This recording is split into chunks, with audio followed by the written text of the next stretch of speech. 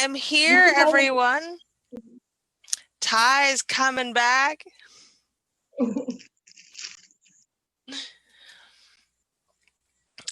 And before we get started, Danny could not be with us today. I am going to offer a brief correction and a bit of a story. So, funny story. I have no stage fright anymore when it comes to lives. It doesn't faze me in any way, and I forget that I am more or less alone in this. So yesterday when I was introducing Danny, I said that she was a Hawaiian native, and that was apparently incorrect. And she didn't correct me live because I didn't give her the opportunity to. And by the time we got around to that swinging the conversation her way, we were on to other things. And so she said, and I didn't know what to say at any point in time, but now I feel terrible about this. So Danny's heritage is, and she is welcome to come back and correct me again if I'm wrong. Her mother's line is from the Great Lakes tribes, and her magic is Hawaiian, which is, she feels all kinds of ways about. I suspect a lot of us feel all kinds of ways about, because when you are from an oppressed people, you have to find the cultures and traditions where you can get them and in ways that you can get them. And it is absolutely difficult for us to have these conversations and be in integrity about them. But it was really important to Danny that I brought it up. She's not a Hawaiian native. She has learned much of her magical tradition from Hawaiian natives, but her lineage comes from the Great Lakes tribes, and that is indeed a bit of a distinction. So there we go. Now everyone is in understanding, especially me, who speaks without thinking about other people's stories, I guess. This is what I get for telling other people's stories. So, Ty, go ahead and tell us a little bit about yourself. Hi, I am Tynia Johnson-Anderson. I am a psychic medium. I currently teach women how to manifest beyond their wildest dreams, and I am also currently teaching women how to use their feminine energy and how living in 100% authenticity can pretty much turn the universe into your sugar daddy. So I teach them how to show up 100% in who they are without regard to external sources, owning that energy, and then manipulating that to get it what they desire and actually beyond their desires is what I teach. I teach them how to obtain a lifestyle of miracles. So, and I do that via the spiritual gold digging and the Rebel Goddess Society, as well as my miracle frequency ministry. I have been a medium my whole life. I didn't know it, but I was. I was tested for schizophrenia at 9 because I heard voices, and it turned out that they said I just have a very vivid imagination. And here's some Ritalin, and my mom was like, "Yeah, pause on that." And it wasn't until I got pregnant.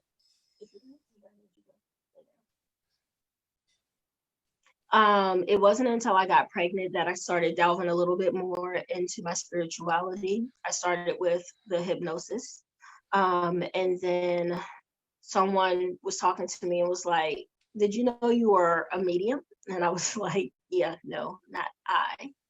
And then they were like, "Yeah, here's someone I think you should talk to." And that's when I met my mentor, and she has been very instrumental in getting me comfortable in my gifts and being able to utilize them. I have the ability to shift physical energy, and that is me. Okay, 37, mom of, as you can see, um, and that is me. That is who Ty Mine are is. stomping up around up above, so I feel you on the mom level with the kids around. Even though it was clearly stated, I'm going live, leave me be. It does Right? not matter. It does not It, matter. it does Not not. even a little bit. So, okay, let's talk about manifestation because Mhm. for people of color, I I hear you can manifest your dreams, and then I go, but wait, what about all these other things? Right. So, um, when I teach manifestation, I teach people to not compare, because we're all, yeah, we all have vehicles, which is our body, our lives, our lifestyle. But there are others that can go from 0 to 100 really, really fast because they have luxury vehicles. These are the ones that are very privileged, have the connections. These are, your Audis and your Maseratis and things of that nature that can go from 0 to 100 based on a single connection point, right? Some of us are more, I would say, middle of the road, like Toyota Avalons, right? And some of us are the four-cylinder, what I like to call beep beeps, right? And these are the ones that are kind of behind the eight ball. And yes, we can all get to the same destination, but we all have our own struggles. The ones that are in the Maseratis and all of that, they might not hit a pit stop. They might not get a tire blown or any of those things. And if they do, they have resources to be able to assist them. Okay. When we talk about African Americans, and people of color, but specifically African Americans, when we talk about that, a lot of times we are denied resources. So even in manifesting, we are behind the eight ball because we don't have all the connections that we, not that we should have, but that our counterparts have in order to make something happen. And so a lot of times we have to put forth a lot more effort in order to get to where we need to be. And um, I know I, as well as a lot of my other Black counterparts, we grew up hearing you have to be 110% better. Like you can't just do it 100%. You have to do it 110 because they're not going to see your missteps as just a simple misstep. It's there, any misstep is seen as being unqualified. And so when I was in corporate, my resume was padded, meaning I had all the degrees, I had all the certificates, and I had all that. And my director, a white male, didn't even have his bachelor's degree.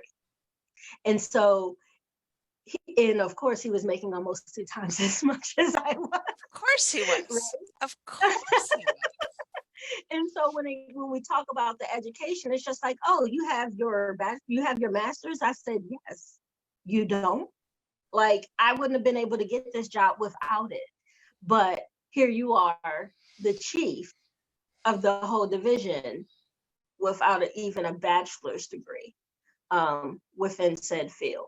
And so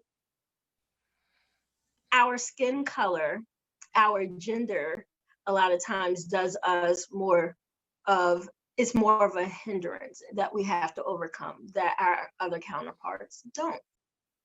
And so when I teach manifesting, I teach personal autonomy in manifesting, and how are you going to show up in your own energy without regard to society. What does your utopia look like? And that is, our utopia looks a little bit different than mainstream society.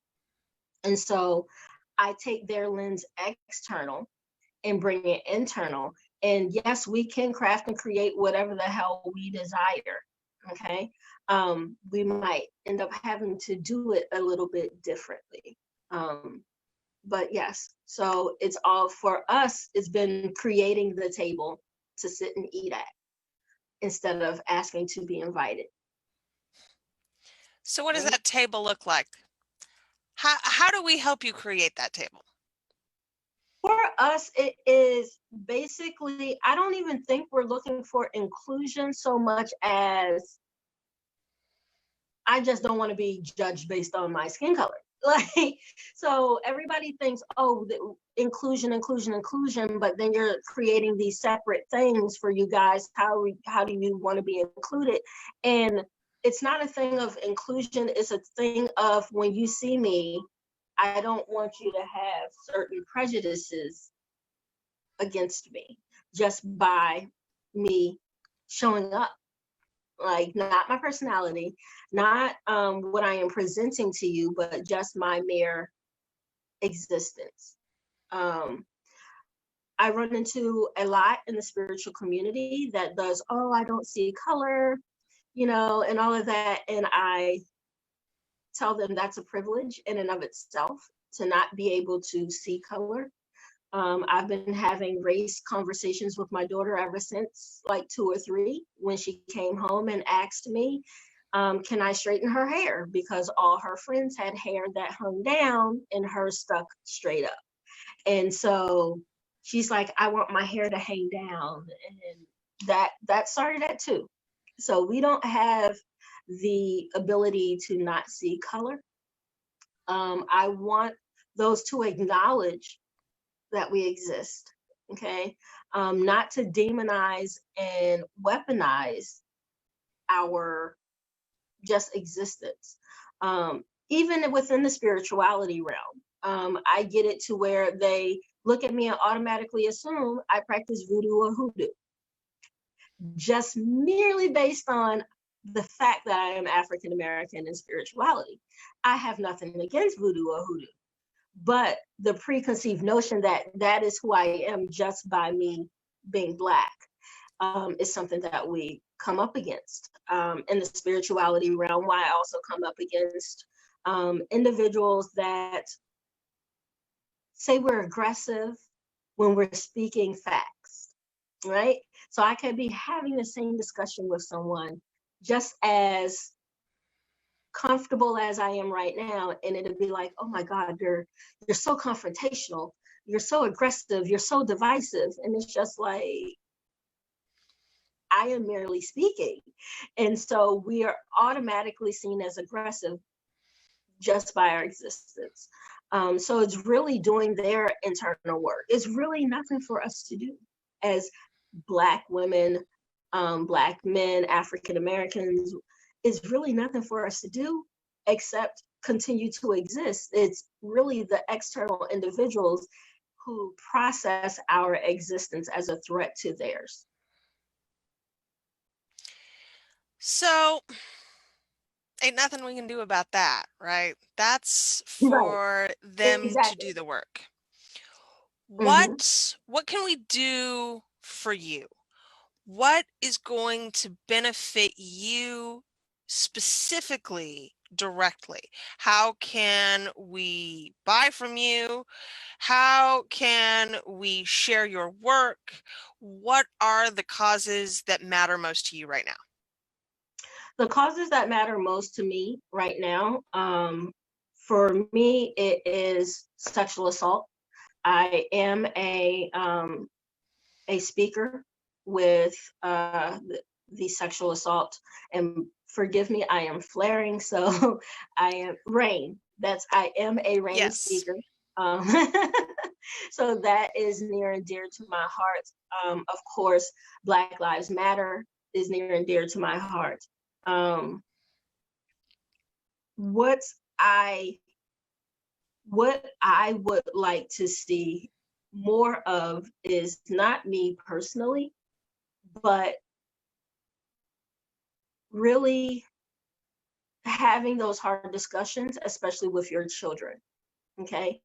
Our kids have take on a lot of our own prejudices, our own upbringing, things of that nature. Um, and so it's really having those discussions that are uncomfortable.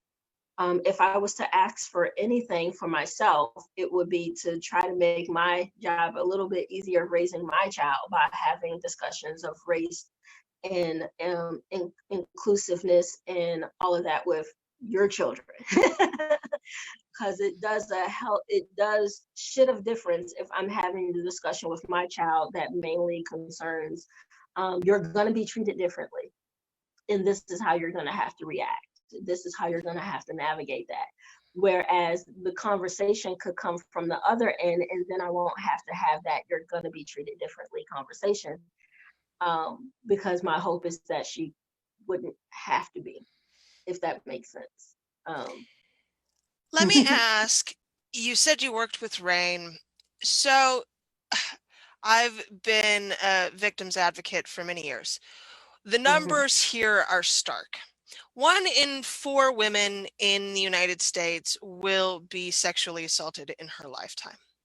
1 in 2 Black women will be sexually assaulted in her lifetime. So, what can we do specifically to help protect you, to help, besides talking to our boys? How can we help find solutions here to this specific problem? Believe Black women. For whatever reason, Black women are not protected by anybody. We're not protected in the feminist movement. We're not protected in the Black Lives Matter movement. If you have been listening, a lot of the protests, even when media is speaking, is talking about Black men as if there isn't a laundry list of Black women that have also been killed by police. As if there aren't Black women on the front lines fighting for our race as a whole, but a lot of the attention goes on to Black men. And so we get affronted by pretty much all intersectionalities in culture.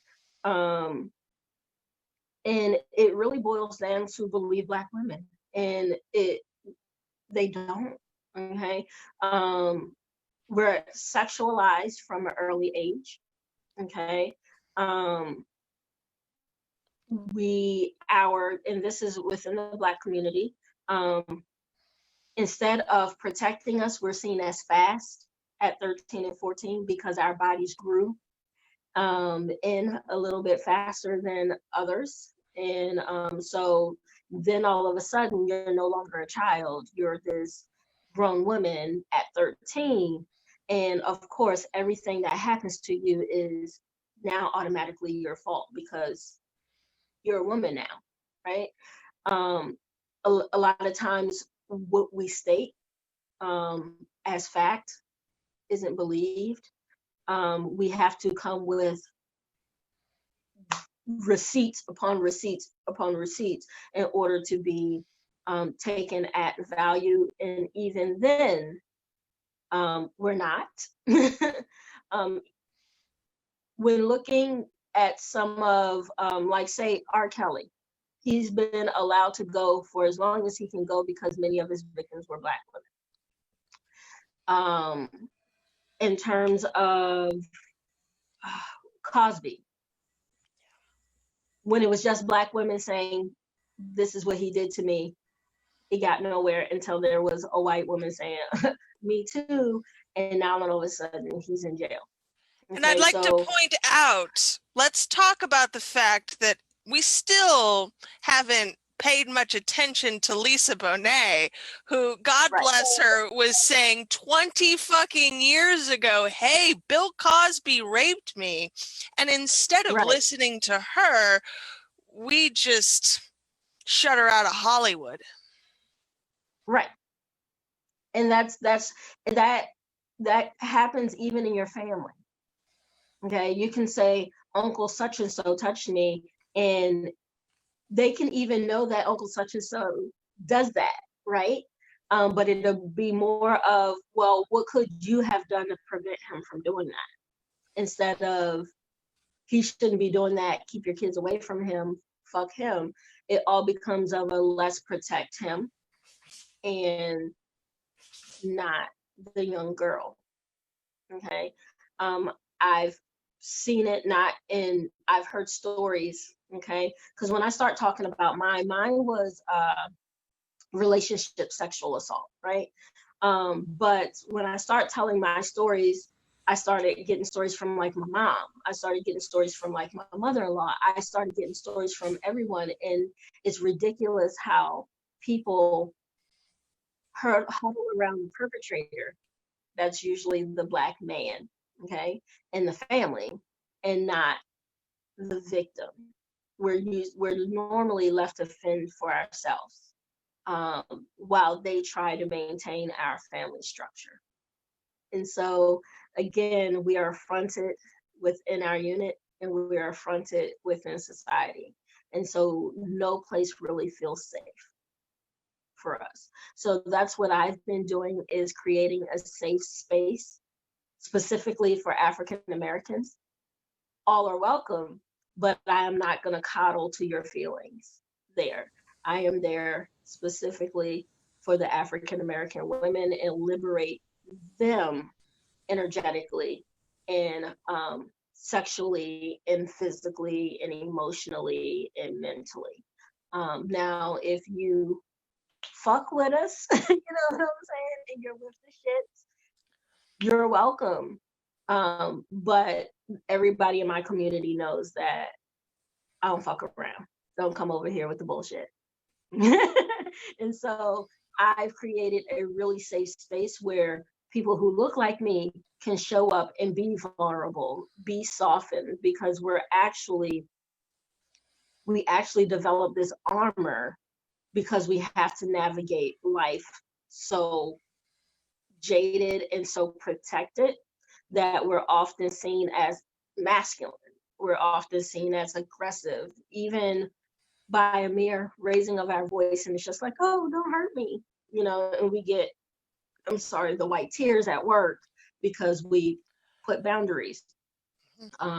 We get thrown under the bus, and, you know, it's all these things. We're watched more heavily at work, where it's a lot to take on, but it's our daily existence.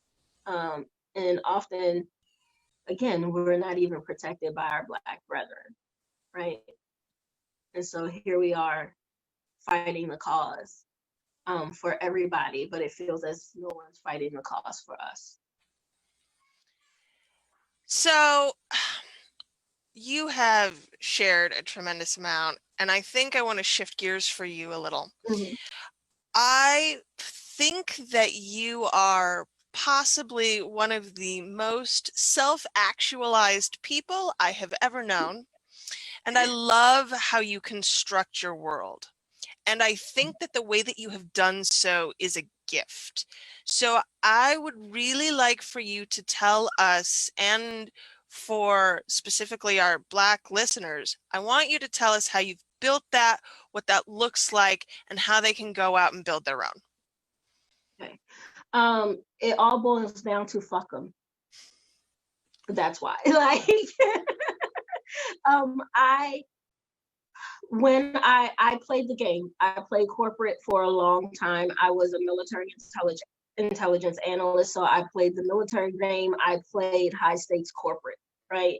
Where I was often the only one that looked like me in the room, but I was also their chief briefer, right? I was also the one that they sent to talk to the general and things of that nature.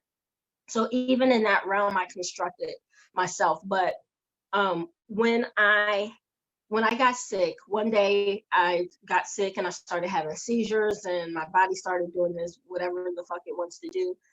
I thought I was dying. Okay. I'm seizing. I've never had a seizure a day in my life. I'm thinking I have a brain aneurysm. So in that moment that I was faced with my mortality, I realized and recognized that I was about to die unhappy. I was about to die unfulfilled.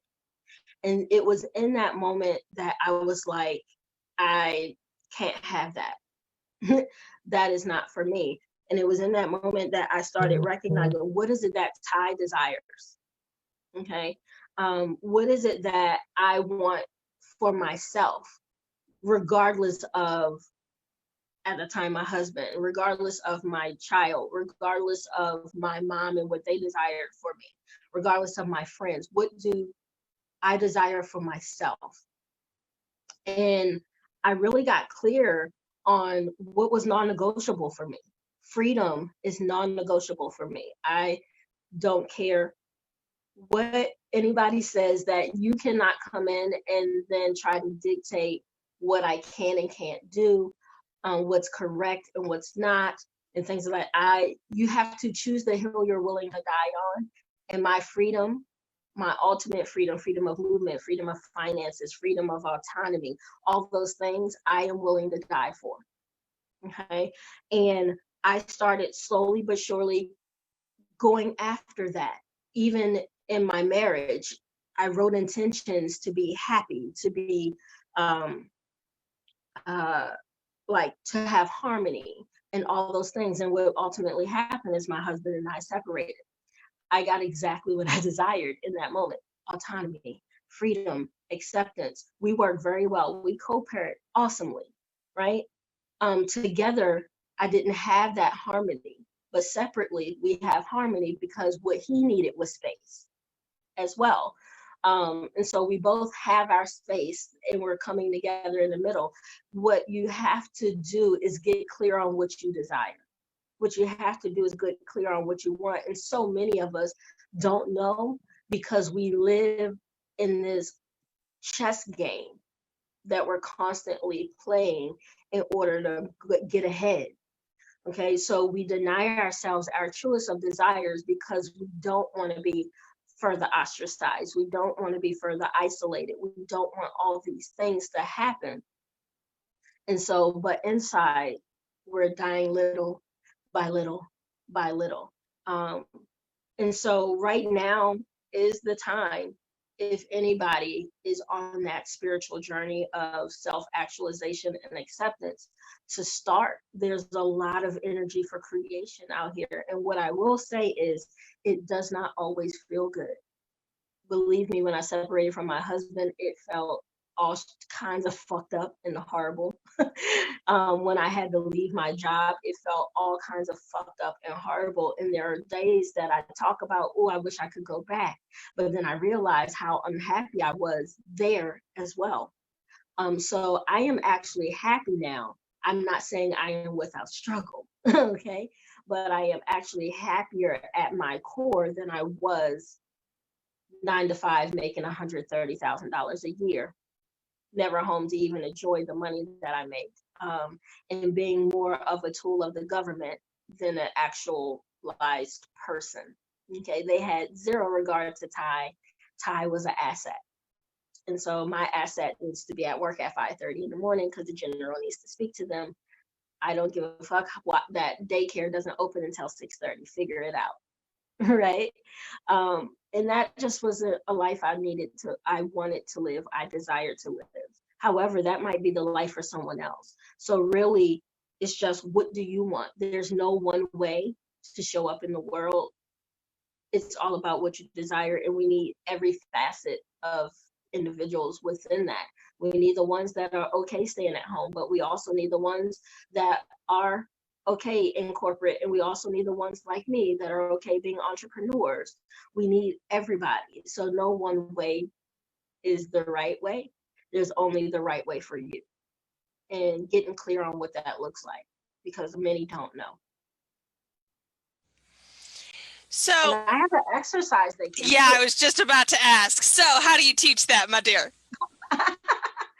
I like to call this the flip the script method, right? Because so we are hardwired to know what we don't want.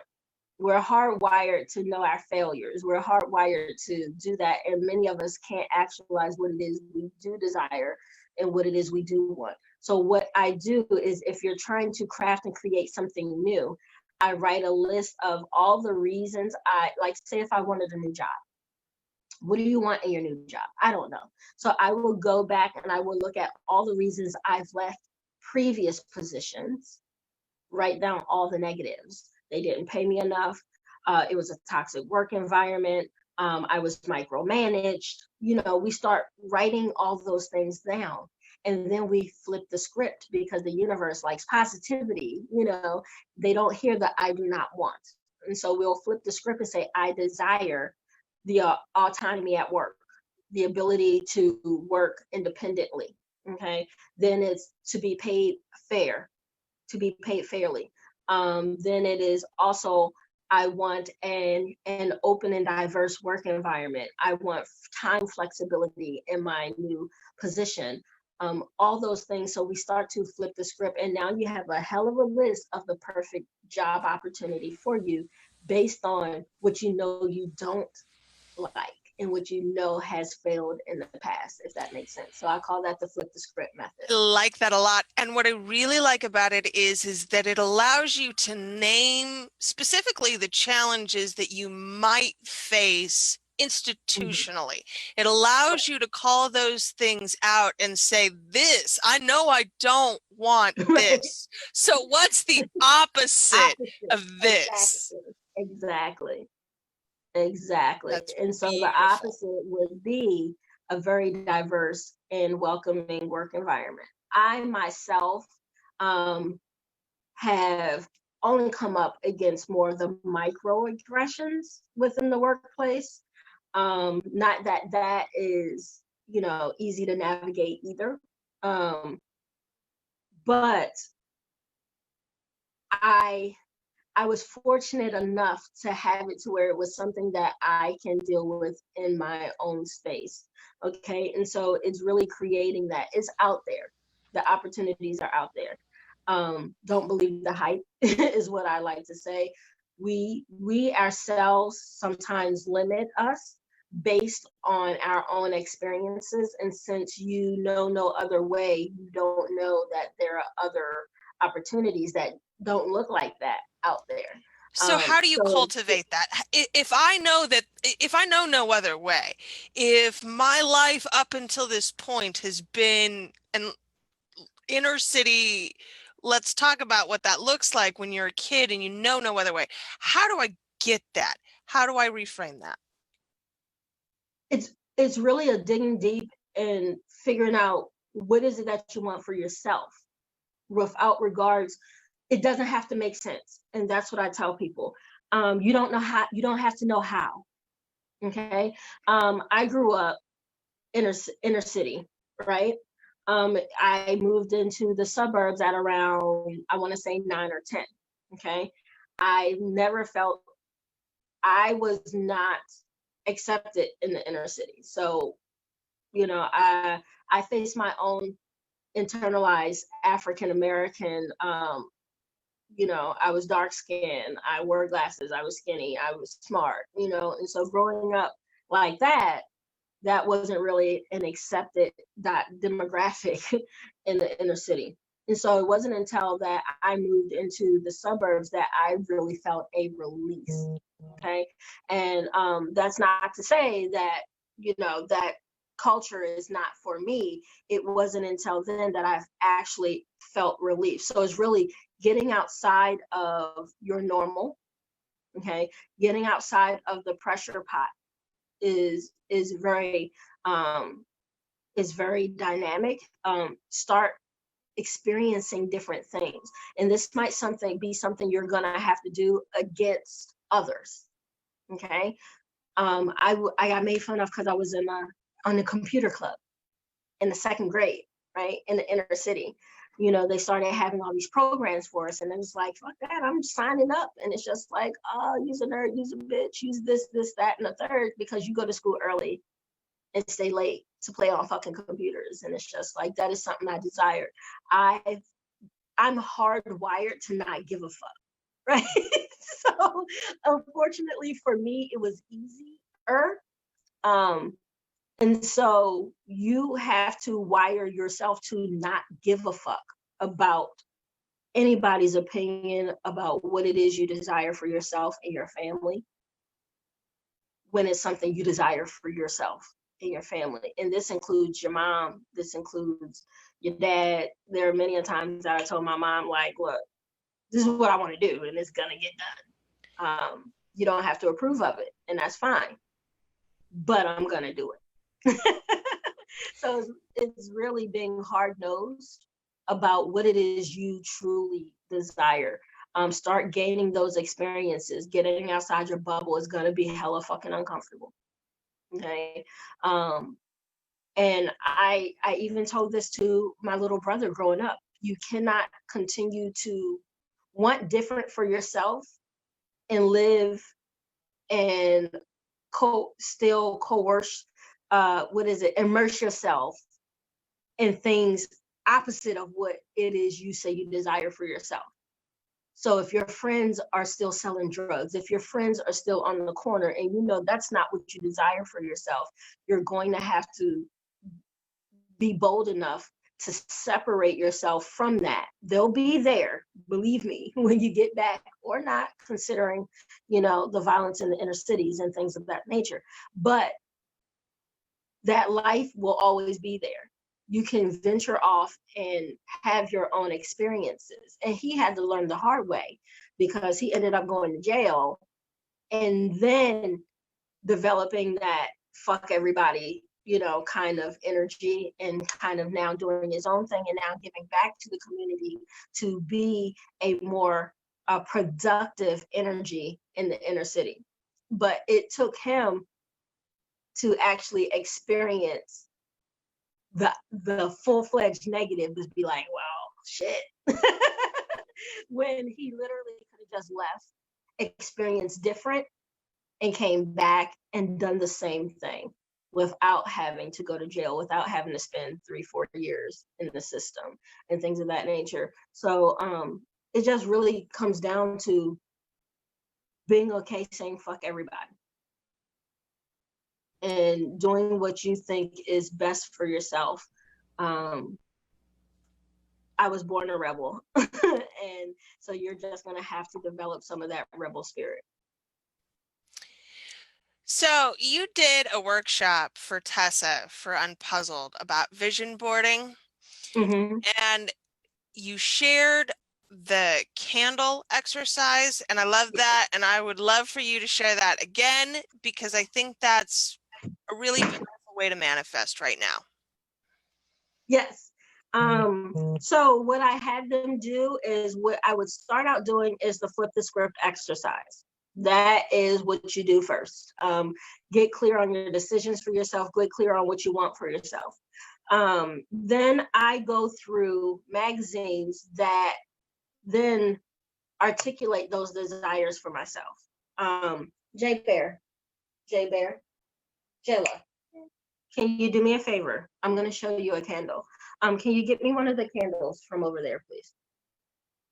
So then I go through magazines and I start finding images that are conducive to what it is that I say that I desire. So for instance, this is one that I did for business, and this is a Madam C.J. Walker candle. And I'm gonna need you to not. Can you just go on this side, please? I'm sorry. This is a Madam C.J. Walker candle, and she became a millionaire doing a hair care. I'm sorry, because my daughter is talking to me. I know. I'm trying to focus, and she just won't let me. And she made millions of dollars during the Depression.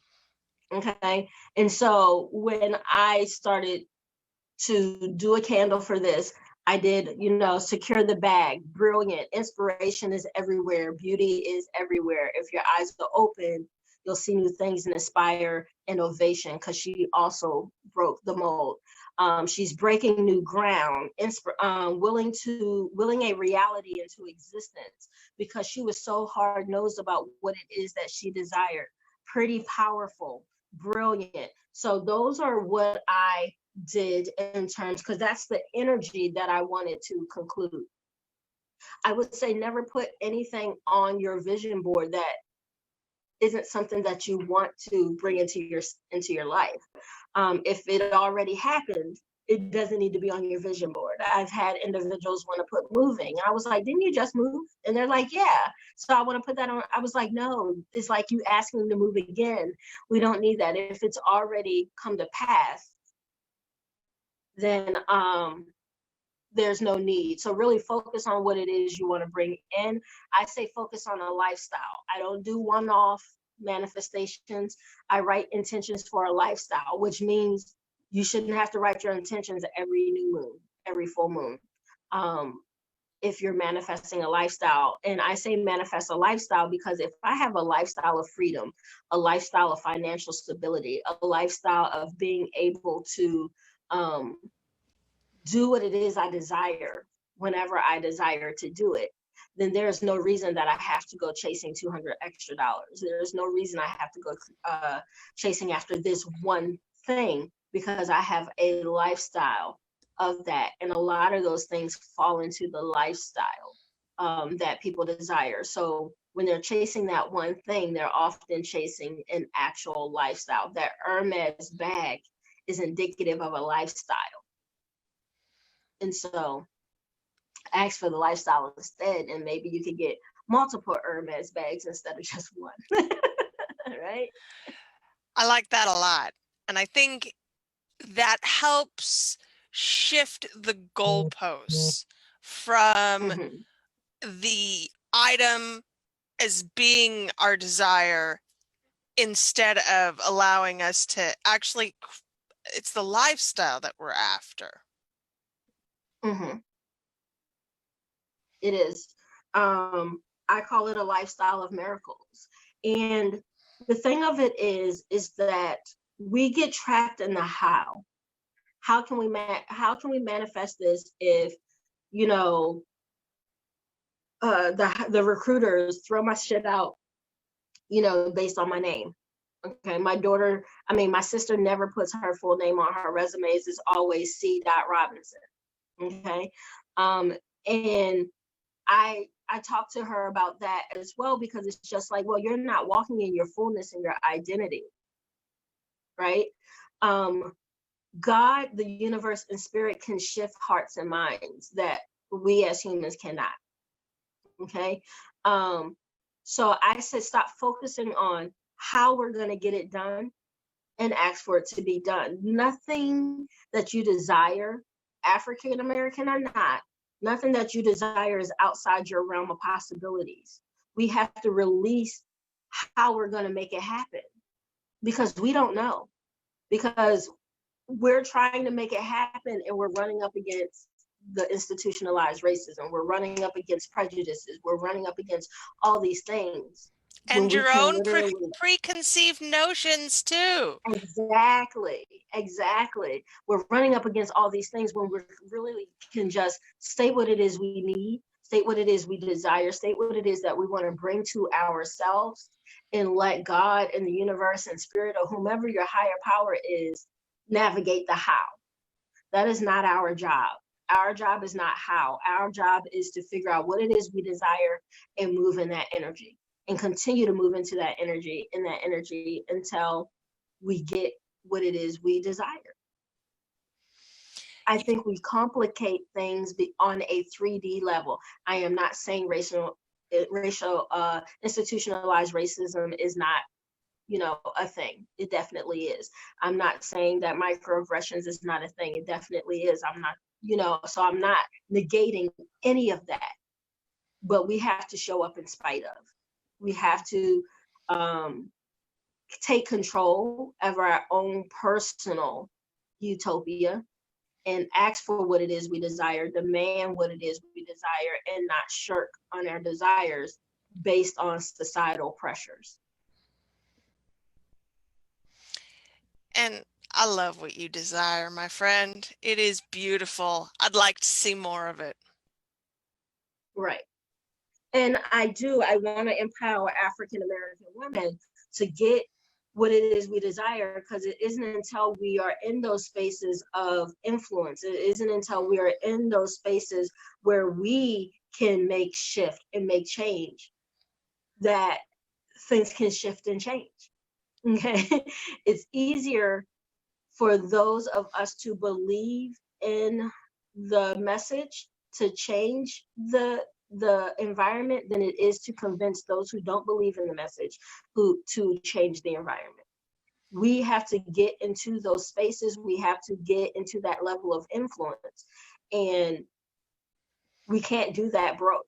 We can't do that broken. We can't do that downtrodden by the pressures, the external pressures. We have to rise up in spite of.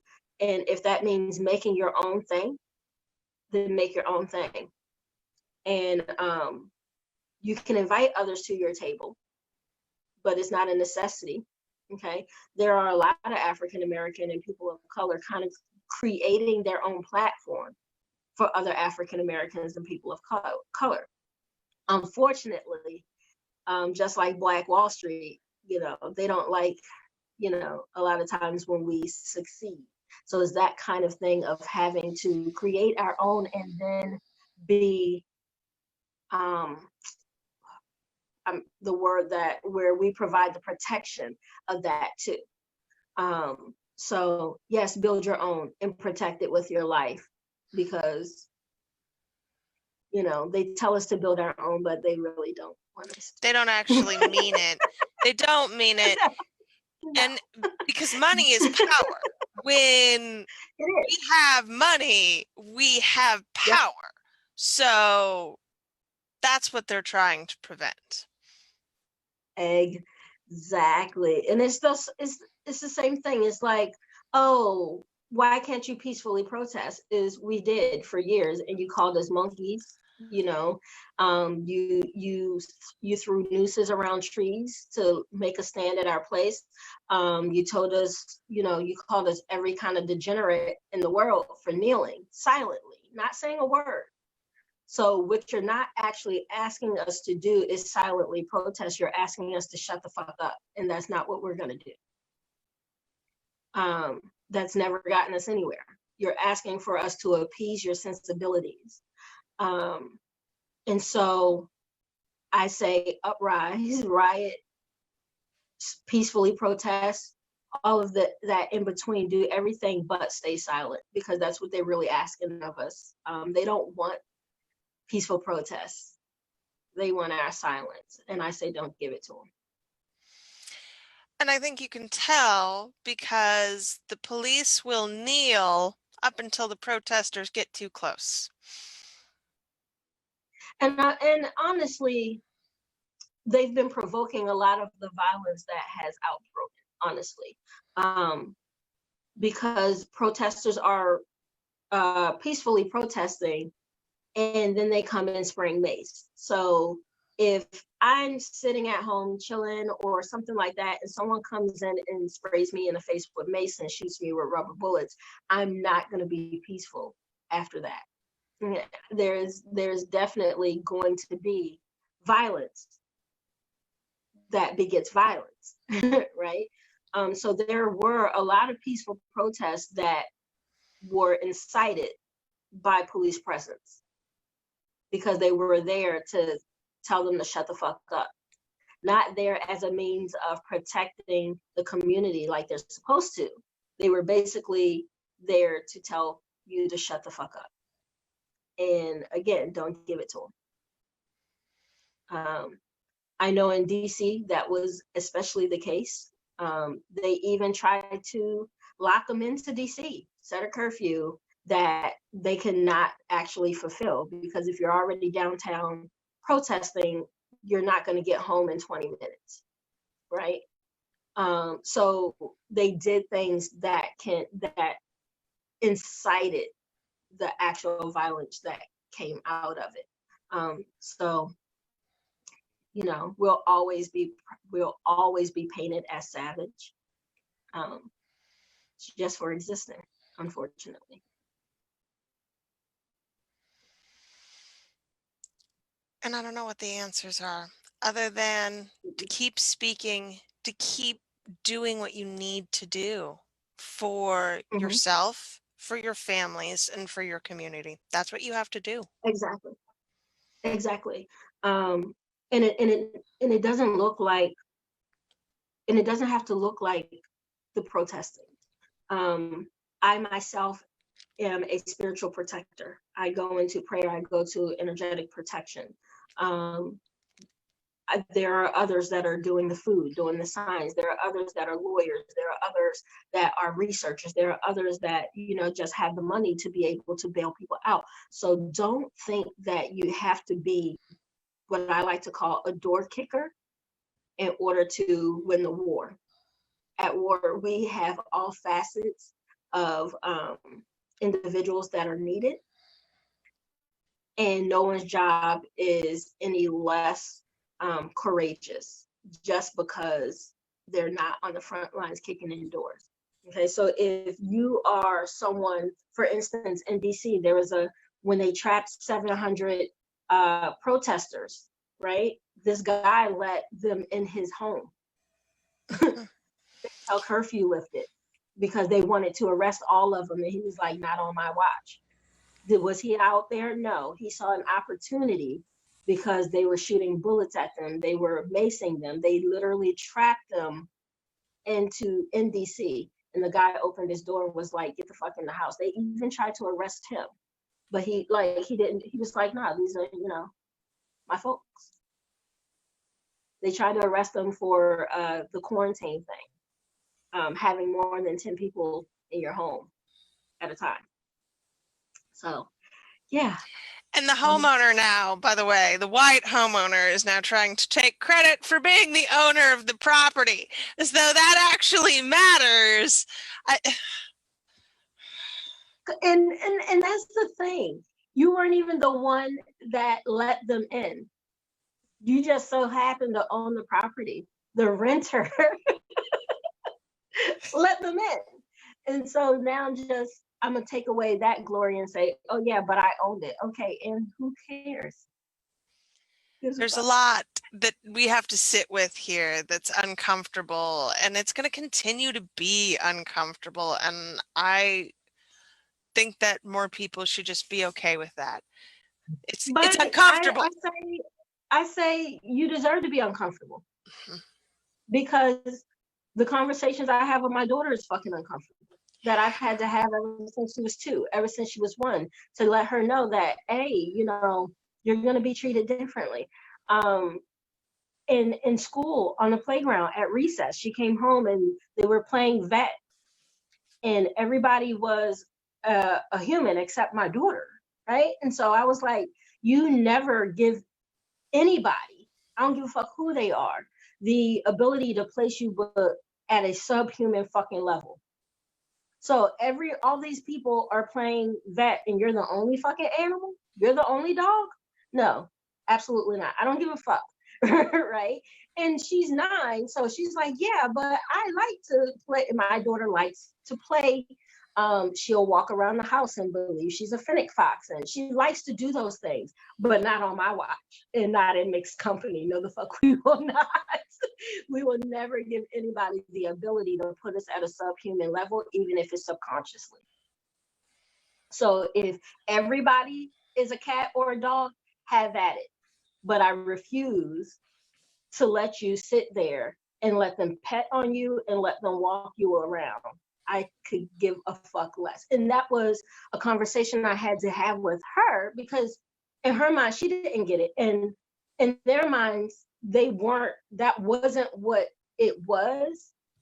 But those are the things that are planted at an early age that then follows them into young adulthood and adulthood. And there you have the microaggressions. My daughter isn't given benefit of the doubt in school. When she's not paying attention, when she doesn't listen, she's not looked at as, okay, she's only 9, kids are going to be kids. She's basically saying she has a behavior problem. She's labeled behavior problem. She's labeled as a problem, and that shit follows them because you think the teachers aren't talking. So, okay, she has a behavior problem and blah, blah. And me and my husband are very active. And so I will step to the teacher like, hey, if there's an issue here, I need to know about it. Let me and my husband rectify this before it becomes this thing. Well, now she's labeled an issue. Now she's labeled a problem because she's not afforded the same kids will be kids, because she's seen as an adult who should know better way sooner than her counterparts, especially her male counterparts. Let's be real, because they're still calling them, children at 32. Right? They're not fucking kids at 32 years old, right? Only the white men. Come on now. Only the white men are kids at 32. What the fuck? Right? The rest of us had to grow up much sooner than that. Exactly. And my daughter being African American, she was sexualized sooner. She is seen as an adult sooner, and all these things. And I want them to get uncomfortable, because we have a lifetime of these uncomfortable fucking decisions and discussions. I got pulled over by police a couple of months ago, and automatically my daughter started crying. My stepdad's a firefighter. We have cop friends and all those other things. So it's not that, we don't preach, hate towards those individuals, but she's not blind and oblivious either. Right? And if a 9-year-old, if a 10-year-old can see that and see, hey, they fucking killing us for real, then I don't understand how a grown-ass adults can't see it. I don't either. Can't see it. It's because they willfully ignorant. And so, yes. So get uncomfortable, have the uncomfortable conversations, because we don't have a choice about having them. That's so amazing. Ty, is there anything else you'd like to add? No, but live your truth. Okay. Especially for African Americans, live your truth. It may not look culturally African American, and that is okay. I am seen as somewhat bougie. I am seen as somewhat uppity or whatever. But it's my truth. I say live in your truth. And again, figure out your non-negotiables and be willing to die on the hill for them. Oh, we will. Thank you so much, Ty. Everybody, thank you for joining us. Tessa, Amber, you guys are the greatest. We will talk to y'all later. Bye now. And